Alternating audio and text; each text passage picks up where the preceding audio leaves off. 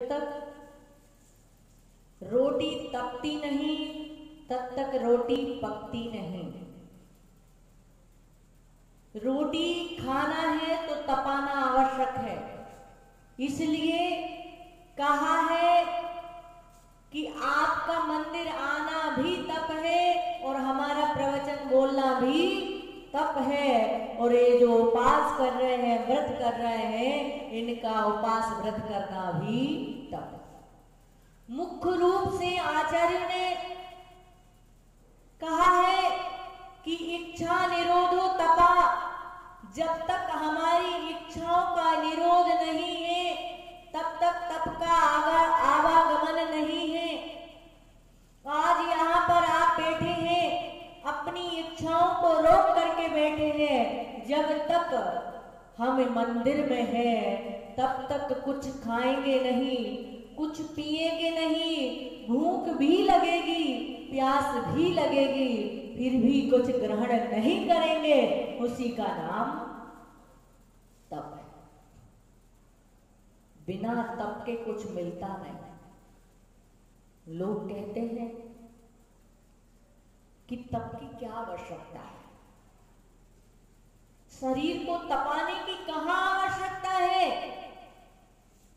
लेकिन कहते हैं कि जब तक तपेली को तपाया नहीं जाएगा तब तक दूध गर्म होने वाला नहीं है। ऐसे ही ये शरीर हमारा तपेली है, जब तक हम बाहर में तप नहीं करेंगे तब तक अंतरंग में तप दिखने वाला नहीं है। हमारे आचार्यों ने 12 प्रकार के तप बताए हैं, जिनमें 6 प्रकार के बहिरंग और 6 प्रकार के अंतरंग। सबसे पहला तप उन्होंने कहा है अनशन। अनशन का मतलब होता है, अनशन का मतलब क्या होता है? उपास। उपास का मतलब क्या होता है? उपास का मतलब क्या होता है? उपास का मतलब क्या होता है? आत्म उपवास। उप मतलब समीप, वास मतलब निवास करना। यानी जहां पर आत्मा के समीप निवास होता है उसी का नाम उपास होता है। और सही अर्थों में देखा जाए तो उपास के लिए आचार्य ने कहा है 4 प्रकार के आहार का त्याग करना और विषय कसायों का त्याग करना। किसका त्याग करना? यदि हमने आहार का तो त्याग कर लिया लेकिन विषयों का और कसायों का त्याग नहीं किया तो कहते हैं हमारा वो उपास नहीं, लंघन कहलाएगा। अब हम खूब श्रृंगार कर रहे हैं, खूब शैम्पू लगा रहे हैं, खूब साबुन लगा रहे हैं और टीवी देख करके उपास की समाप्ति कर रहे हैं। टीवी चालू करिए, अब उपास तो किया है लेकिन टाइम पास नहीं हो रहा है तो क्या करेंगे? तो बस टीवी देख करके पूरा दिन व्यतीत किया। यानी कि जहां पर पूरा 24 का 24 हमारे आचार्य ने यहां तक कह दिया जिस दिन उपास हो उस दिन सोना भी नहीं, सोने का भी निषेध है। 24 घंटा जाप, माला, धर्म, ध्यान, लेकिन फिर भी यदि आपकी शक्ति समर्थ नहीं है तो आप विश्राम कीजिए, लेकिन कम से कम साधनों से बचिए। उसी का नाम अनशन तप है। नहीं तो जिस दिन ज्यादा उपास होता है ना उस दिन क्रोध ज्यादा आता है। जिस दिन उपास इसलिए कहा घर में मत रहो, क्योंकि घर में रहोगे तो आपको विकल्प पैदा होगा और विकल्प पैदा होगा तो आपके अंदर से क्रोध आएगा और भी घर गृहस्थी के आप आरंभ सारंभ दुनिया भर के काम करेंगे। इसलिए पूरा दिन आप कहाँ व्यतीत करो? मंदिर में जाकर के व्यतीत करो। उसका नाम क्या है? अनशन। किसने अनशन किया था? भगवान बाहुबली ने। कैसा अनशन किया था? मतलब एक बाहुबली ऐसे हुए जिन्होंने दीक्षा धारण की और दीक्षा धारण का काल बहुत समय तक रहा, लेकिन उसके बावजूद भी उन्होंने 1 वर्ष तक अन्न का दाना क्या 4 प्रकार के आहार में से 1 प्रकार का भी आहार नहीं किया और 12 वर्ष तक खड़े रहे, साधना की। और भगवान महावीर ने तो कितना उपास किया,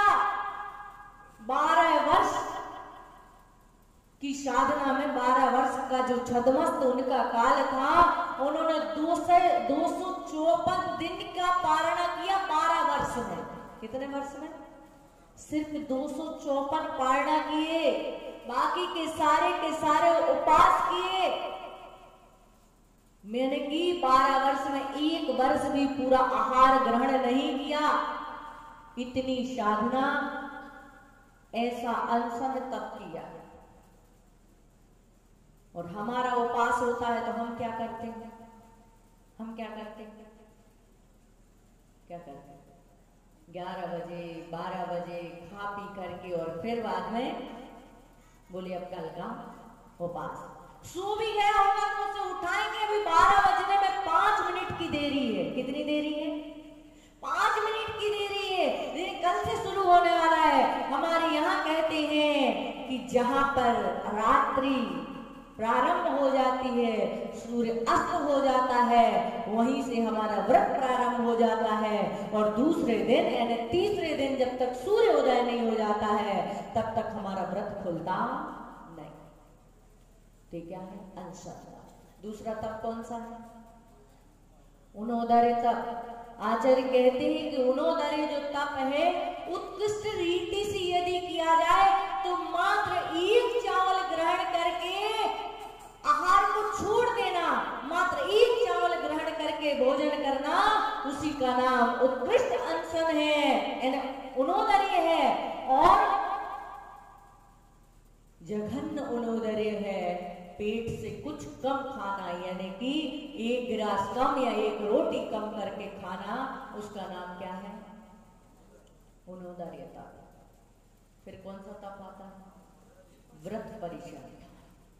व्रत परिसंख्यान का मतलब होता है जब हमारे साधु व्रत करते हैं, नियम लेते हैं, जब आहारचर्या के लिए निकलते हैं तो ऐसे ऐसे कठिन व्रत ले लेते हैं, ऐसी ऐसी विधि ले लेते हैं, जैसे भगवान महावीर ने विधि ली थी, जैसे भगवान भीम ने विधि ली थी, जैसे आचार्य शांति सागर ने विधि ली थी, जैसे आचार्य सुधर्म सागर और वर्तमान में सभी आचार्य मुनि महाराज विधि लेते हैं। विधि ले ली, अब विधि में होगी तो विधि मिल जाएगी।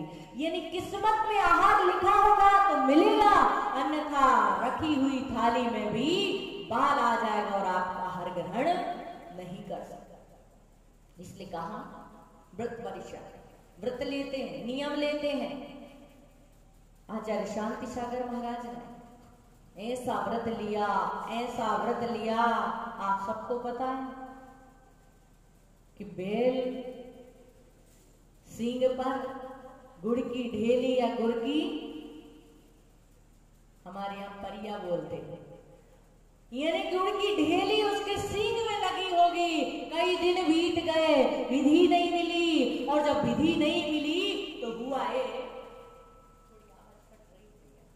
जब विधि नहीं मिली तो कहते हैं कि जैसे विधि नहीं मिली तो बहुत दिन बीत गए, कई दिन बीत गए, अफरा तफरी इतनी मच गई कि वहां से गाय या बैल आ रहा था और उसको भगाने के चक्कर में एक दुकान लगी हुई थी, दुकान में उसने सींग लगाया और उसके सींग में गुड़ आ गया। महाराज वहीं खड़े हो गए, लोगों को समझ में नहीं आया। लोग बोले ये विधि तो रोज हम लेते थे, लेकिन ये पता नहीं था कि वहां पर बैल खड़ा था और उसके सींग में गुड़ लगा हुआ था। ऐसे ऐसे अपनी किस्मत को, अपने पुण्य को, अपनी साधना को बढ़ाने के लिए इस प्रकार से मुनि महाराज लोग साधना करते हैं, व्रत करते हैं, उपास करते हैं। आचार्य शांति सागर जी महाराज जिन्होंने विधि ली, ऐसी विधि ली, ऐसी विधि ली कि जिसके आंगन में यानी जहां जो पड़गाने के लिए खड़ा होगा, यदि उसके सामने मोती, हीरे मोती बिखरे होंगे तो ही हम पड़गेंगे। और कहते हैं, ये कटनी की बात है, महाराज का कई दिन का उपास हो गया, कई दिन का उपास हो गया, कई दिन बीत गए और विधि नहीं मिली। रक्षा बंधन का समय था, बहनें घर आई थी, रक्षाबंधन पे आती ना, बेटियां घर आई हुई थी। कुछ दिन पहले ही हुक्मचंद जी सेठ जो थे उनकी बेटी की शादी हुई थी, और शादी जब नई नई होती है तो पूरा श्रृंगार होता है, और कहते अपरा तफरी में उसके गले में माला पे हाथ पड़ गया और माला के मोती बिखर गए। लोगों ने सोचा अभी कैसे उठाएं, एक बार तो महाराज को पड़ डाले, और देखते क्या महाराज कौन चौक पूरेगा हीरे मोती से। और बस जैसे ही महाराज को मोती दिखे महाराज आकर के खड़े हो गए। ऐसी ऐसी विधि लेकर के साधु अपनी तप साधना करते थे। भीम स्वामी के बारे में कहा जाता है, थोड़ा बेस डाल दो। भीम स्वामी के बारे में कहा जाता है कि भीम महाराज ने विधि ले ली कि मैं जो मुझे गदा से पड़ गया। किससे पड़ गया? गदा। उनका शस्त्र क्या था? गदा। गदा लेकर के पड़गाहन करेगा, उससे ही पढ़ूंगा। और कहते हैं विधि नहीं मिली, कई दिन बीत गए, जब के लिए भीम के लिए कहा जाता था कि सबसे ज्यादा खाने में यदि कोई माहिर है तो कौन है? क्योंकि उनके पास शक्ति भी तो थी, कई हाथियों की शक्ति उनके पास थी। जब शक्ति होगी तो फिर खुराक भी वैसे ही होगी। कई दिन बीत गए, विधि नहीं मिली, और जब विधि नहीं मिली रानी को स्वप्न आया कि मैं गदा से पड़गा रही हूँ। सुबह से उसने अपने पति से बोला, राजा से बोला कि राजन आज मैं मुनिराज के लिए किससे पड़गाहन करूंगी? किससे पड़गाऊंगी? गदा से पड़गाऊंगी। महाराज बोले, उनके पति देव बोले गर्मी महाराज को बढ़ना चाहिए, उपास महाराज के हो रहा है, लेकिन तुझे गर्मी बढ़ रही है, कुछ समझ में नहीं आ रहा। ने कहा कुछ भी हो, तुम कुछ भी बोलो, लेकिन मैं तो जब तक क्या नहीं होगा, गदा नहीं लूंगे तब तक पड़गाने में नहीं जाऊंगी। और गदा लेकर के पड़गाने के लिए खड़ी हो जाती। जैसी गदा लेकर के पड़गाने के लिए खड़ी होती है, और जैसी खड़ी होती है महाराज को पड़गाती, वो स्वामी नमोस्तु नमोस्तु। भीम महाराज चले जाते हैं। अब अंदर पहुंचते हैं, महाराज के सारा कुछ हो गया, जल भी ले लिया, लेकिन जल लेते जा रहा है, ग्रास नहीं ले रहा है। रानी कहती है मैं तो गदा से हार दूंगी, और उसने जो गदा की टुंडी होती है ना, उसमें ग्रास फंसाया, महाराज ने ले लिया। तो इस प्रकार से विधि लेकर के साधु साधना करके तप को किया करते। रस परित्याग, रसों को त्याग करके, कोई घी का त्याग, कोई नमक का त्याग, कोई मीठे का त्याग, ऐसे रसों का त्याग कर करके साधना करते हैं। और हम रस का त्याग कर दें, एक दिन यदि नमक का त्याग कर दें, तो हमारा व्रत कैसे होता है? कैसे होता है? 50 पंडित जी 50 पैसे का तो नमक का त्याग करती हैं माताएं बहनें, और 50 रुपए का खा जाती हैं। ऐसे ही होता है। रविवार का जिस दिन व्रत होता है, रविवार का जिस दिन व्रत होता है, इनका सिर्फ एक नमक का त्याग होता है। और आइटम देखना, हलवा बनेगा और मेवा मिष्ठान रहेगा। एक जगह की बात बताएं हम, 2007 में चतुर्मास था मेरा। मैंने कहा बच्चियां थी, रविवार का व्रत करती थी। मैंने कहा कि तुम लोग आते नहीं, आज तो छुट्टी होती है। उन्होंने कहा कि माता जी आज हमारा व्रत होता है। मैंने कहा व्रत होता है तो भाई व्रत होता है तो व्रत करके तो आ सकते हैं। अरे नहीं माता जी, हमारा व्रत 11 बजे से चालू होता है और 5 बजे तक रहता है। कितने बजे? 11 बजे से प्रारंभ होता है और 5 बजे तक व्रत रहता है। 5 बजे तक हमारा व्रत पूरा होता है। मैंने कहा वो कैसे? बोले 11 बजे बैठते हैं खाने के लिए, थोड़ा खाते हैं, मूंगफली खाते हैं, फिर भुट्टे खाते हैं, काजू किशमिश खाते हैं, रोटी तो भाती नहीं बिना नमक की, हलवा खाते हैं, बहुत सारी चीजें खाते हैं। फिर थोड़ा टीवी देखते हैं, फिर टीवी देखने के बाद वहीं सो जाते हैं। फिर वहीं सोने के बाद में फिर क्या करते हैं? फिर 5 बज जाते हैं तो फिर खा के फिर कुल्ला वल्ला कायसर करके फिर उपवास हो जाए। मैंने कहा जय हो, इससे अच्छा तो तुम 2 टाइम खा लेते, नमक के साथ खा लेते, वो ज्यादा बेटर था। लेकिन और आपका एक आसन कैसे होता है, कैसे होता है एक आसन आपका? एक आसन का मतलब क्या होता है सुरेंद्र भैया? एक बार में जितना खाए जी चाहे उतना खा लो। एक आसन का मतलब एक बार खाना नहीं होता है, एक आसन का मतलब होता है एक आसन से बैठ करके। कैसे? एक आसन। और हमारे आसन पता नहीं कितने आसन बदल जाते हैं, हैं? तो अभी हमने वही तो बताया था, यानी कि एक आसन यानी कि एक आसन से बैठ करके जितना खाया जाए। एक आसन में बैठ करके आदमी कितना खाएगा? साधु जो होते हैं, आरिका होती है, बैठ करके एक आसन से बैठ करके पलटती नहीं अपना आसन, क्या टाइम हो गया या पैर दर्द करने लगा तो चेंज कर ले। और मुनिराज होते हैं वो खड़े खड़े आहार करते हैं, और खड़े खड़े आहार करने के बाद जितना उनके पैरों में ताकत है जब तक तब तक खड़े रहते हैं, आहार करते हैं, और जब पैरों की ताकत खत्म हो जाती है तो समाधि को धारण कर लेते हैं। ऐसे व्रत तप करके साधना करके कर्मों की निर्जरा करते हैं। विविक्त सय्यासन। फिर कौन सा आता है?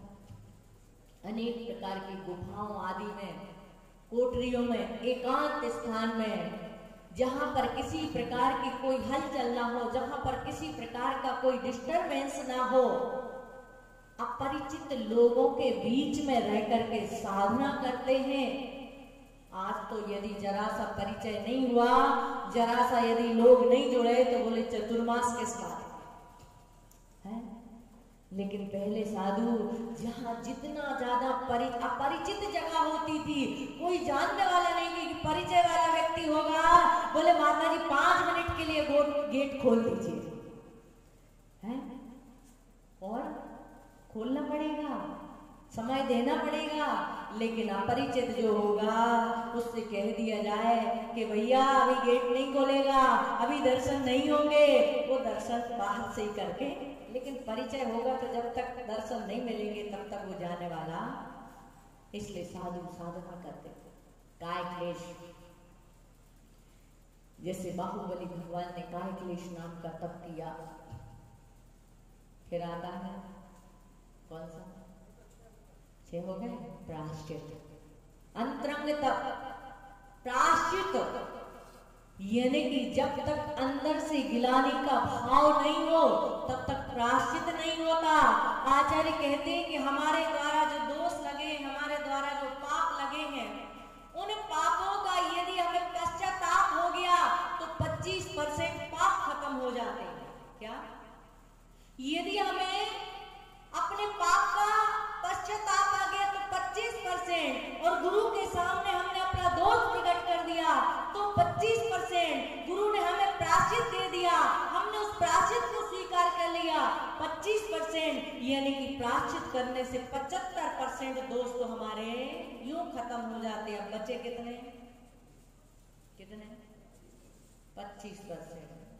25% हमारे दोष बचे तो कहते 25% तो ऐसे ही समाप्त हो जाते हैं। यानी पूरे 100 के 100% पाप हमारे प्रायश्चित करने से समाप्त हो जाते हैं। इसलिए कहा प्रायश्चित। फिर आता है कौन सा तप? विनय। जब तक सामने वाले के अंदर का अहंकार झुकेगा नहीं तब तक सामने वाला झुकने वाला नहीं। इसलिए विनय जो तप होता है, जब तक हम विनय नहीं करते हैं तब तक हमें कुछ मिलता नहीं है, जब तक हम झुकते नहीं है तब तक हमें कुछ मिलता नहीं है। इसलिए विनय। फिर तप कौन सा? विनय को भी तप में रखा है, विनय को भी, झुकने को भी, नमस्कार करने को भी, प्रणाम करने को भी तप की कोटि में, क्योंकि हर कोई नहीं झुक सकता, हर कोई नहीं झुक सकता। वही झुक सकता है जिसके परिणाम नम्रीभूत हो। और बाहर से झुका गया, बाहर से प्रणाम किया गया, तप की कोटि में नहीं, अंतरंग के भावों से जो झुकाव होता है वही विनय तप की कोटि में आता है। फिर कौन सा तप है? वैयावृत्ति नाम का तप।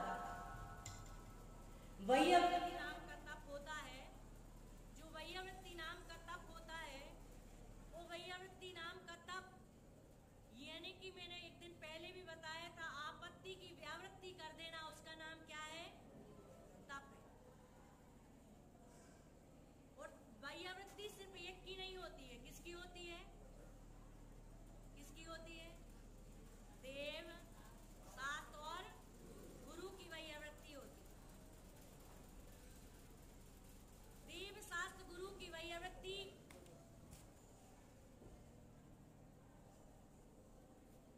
देव, शास्त्र, गुरु की वैयावृत्ति, यानी कि आपत्ति की व्यावृत्ति कर देना, उसका नाम वैयावृत्ति है।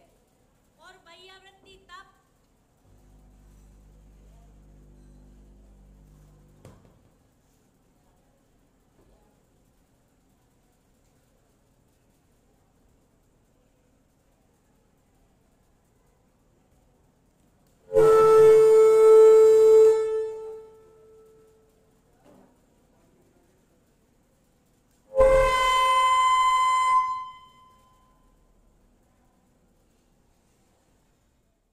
बहुत सुंदर उदाहरण हमारे यहाँ के छोटे छोटे बच्चों ने प्रस्तुत किया था कि हमें कैसी वैयावृत्ति करना है।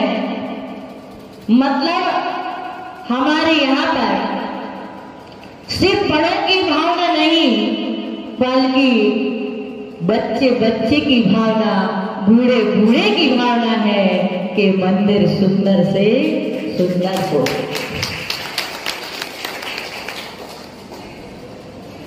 और आज झांझरी जी से बात हुई तो उन्होंने कहा कि माता जी, नवरात्रि तक एक काम, इस मंदिर की जीर्णोद्धार का काम या जो भी कार्य है हम करने का प्रयास करें। क्योंकि कई बार कहते हैं 1000 प्रवचन सुनने के बाद चोट नहीं लगती है, दिल को छूती नहीं है, लेकिन कई बार किसी बच्चे की बात भी हमारे दिल को छू जाती है। ऐसी दिल को छू जाने वाली बात हमारे छोटे छोटे से बच्चे कह रहे थे और इतनी सुंदर प्रस्तुति उन्होंने की थी।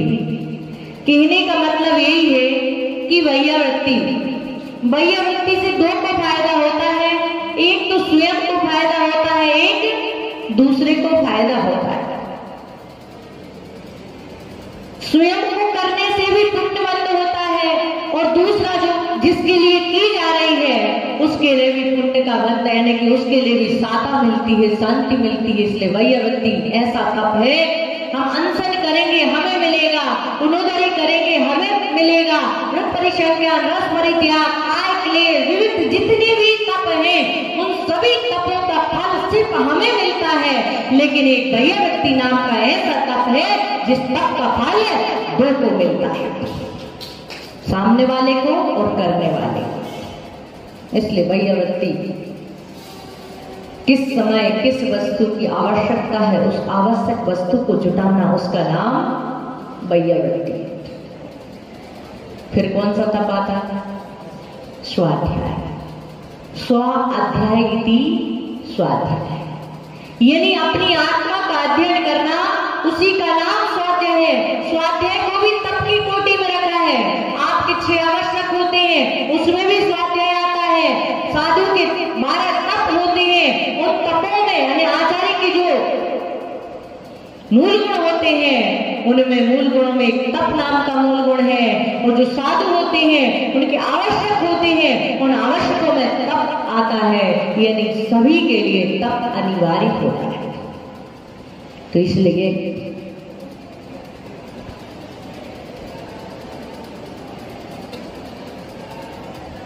विनय, वैयावृत्ति, स्वाध्याय। हम स्वाध्याय तो अभी करते हैं, लेकिन स्वाध्याय जो होता है हमारा किसके लिए होता है? दूसरों को बताने के लिए, दूसरों को दिखाने के लिए। लेकिन जिस दिन स्वाध्याय अपनी आत्मा का अध्ययन करने के लिए हो जाएगा, वह स्वाध्याय, हमारा स्वाध्याय हमारी आत्मा का कल्याण करने वाला होगा। इसलिए स्वाध्याय को भी तप की कोटि में रखा। फिर आता है विसर्ग, यानी कि काय सर्ग। अपनी काय से उत्सर्ग कर लेना, यानी काय से ममत्व को हटा लेना। उसका नाम क्या है? व्युत्सर्ग। हमारे मुनिराज जंगलों में, पहाड़ों पर, शीतकाल में, नदियों के किनारे, ग्रीष्म काल में, पहाड़ों पर और वर्षा ऋतु में वृक्ष के नीचे निर्विकल्प रूप से साधना किया करते थे, ध्यान किया करते थे। और कहते हैं अपने काय से ऐसा ममत्व छोड़ते थे कि सहनी भी आ जाए, चीलनी भी आ जाए, या कोई भी उनके ऊपर सिगड़ी रख दे या वस्त्र भूषण पहना दे, जले हुए, तपे हुए, तब भी उनके मुख से उफ नहीं निकलता था।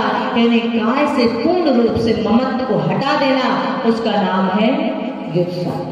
फिर आता है ध्यान। ध्यान का मतलब होता है मेडिटेशन। एक होती मेडिसिन और एक होता है मेडिटेशन।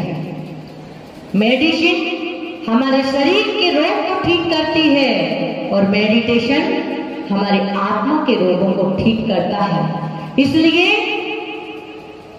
जब हम ध्यान की कैटेगरी में आते हैं, ध्यान की कोटि में आते हैं, ध्यान की गहराई में उतरते हैं, आचार्य ने कहा है कि जब हम अपनी आत्मा का ध्यान करते हैं, आत्मा से आत्मा की गहराई में उतरते हैं, और वो ध्यान हमारा 48 मिनट तक, कितने मिनट तक?